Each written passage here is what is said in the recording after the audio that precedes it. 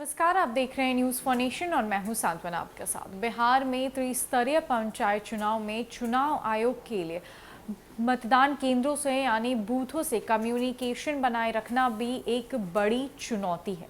बता दें कि बिहार राज्य में 8 जिले ऐसे हैं जिनके 151 मतदान केंद्रों पर या बूथों पर शैडो जोन बना दिया गया है। यानी कि चुनाव आयोग ने ऐसे 151 मतदान केंद्रों की सूची तैयार की है जो शैडो जोन में आ रहे हैं, यानी कि वहां पर कोई कनेक्टिविटी नहीं है, वहां पर कोई साधन नहीं है। ऐसे 151 केंद्र चुनाव आयोग की सूची में तैयार है। इसके लिए चुनाव आयोग ने तैयारियां शुरू कर दी है कि कैसे उस जोन से संपर्क बनाया जाए वोटिंग के दौरान, और क्या कुछ दिशा निर्देश जारी किए गए हैं चुनाव आयोग की तरफ से, कैसे इन बूथों से कम्युनिकेशन बनाए रखा जाना चाहिए, इसकी पूरी जानकारी आपको देते हैं। पंचायत चुनाव के दौरान मतदान केंद्रों से कम्युनिकेशन बनाए रखना भी आयोग के लिए एक बड़ी चुनौती है। राज्य के 8 जिलों में ऐसे 151 मतदान केंद्र है जो कम्युनिकेशन के लिहाज से शैडो जोन में है। शैडो जोन यानी जहां मोबाइल फोन या इंटरनेट का नेटवर्क नहीं है। शैडो जोन वाले सबसे अधिक 80 मतदान केंद्र कैमूर जिले में हैं। इसके अलावा पश्चिम चंपारण में 30 मतदान केंद्र हैं। वहीं रोहतास में 10, गया में 14, मधुबनी में 5, किशनगंज में 4, बांका में 1 और जमुई में 7 मतदान केंद्र शैडो जोन में हैं। राज्य निर्वाचन आयोग ने इन मतदान केंद्रों पर वायरलेस सेट या सैटेलाइट फोन का इंतजाम करने का निर्देश दिया है।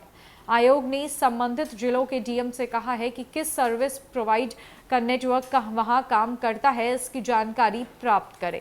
साथ ही बीएसएनएल सीएसएससी के साथ बैठक कर नेटवर्क ठीक करने की दिशा में आवश्यक कार्रवाई करने का भी निर्देश दिया गया है।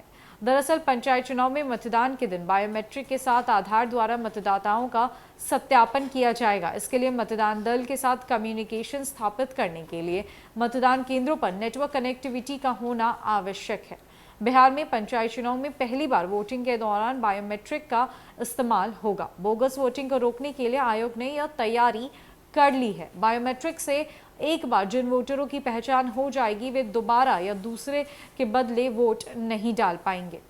साथ ही साथ बता दें कि तीसरे चरण के लिए आज से नामांकन की प्रक्रिया भी शुरू कर दी गई है, जिसके बाद नामांकन के दौरान अधिकतम 1 वाहन की अनुमति ही दी गई है। नामांकन के समय अभ्यर्थी के साथ एक प्रस्ताव जा सकेगा।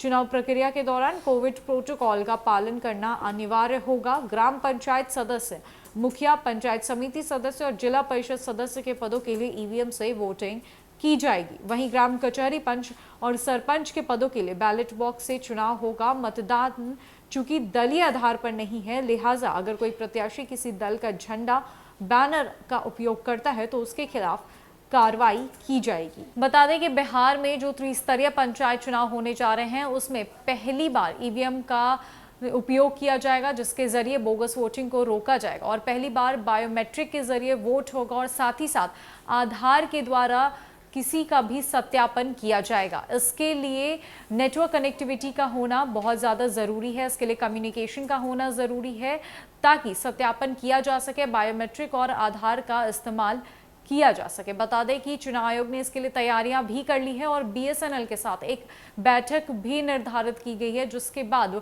नेटवर्क कनेक्टिविटी पर क्या कुछ हो सकता है इस पर चुनाव आयोग फैसला लेगा। साथ ही साथ चुनाव आयोग ने जो दिशा निर्देश अभी सारे जिलों के डीएम को जारी किया है वो यह है कि वायरलेस सेट और वायरलेस नेटवर्क और फोन का उपयोग वहां होना चाहिए जिन मतदान केंद्रों पर नेटवर्क कनेक्टिविटी बिल्कुल जीरो है, यानी कि जो बूथ शैडो जोन में आ रहे हैं। तो अभी के लिए पंचायत चुनाव में बस इतना ही। नमस्कार।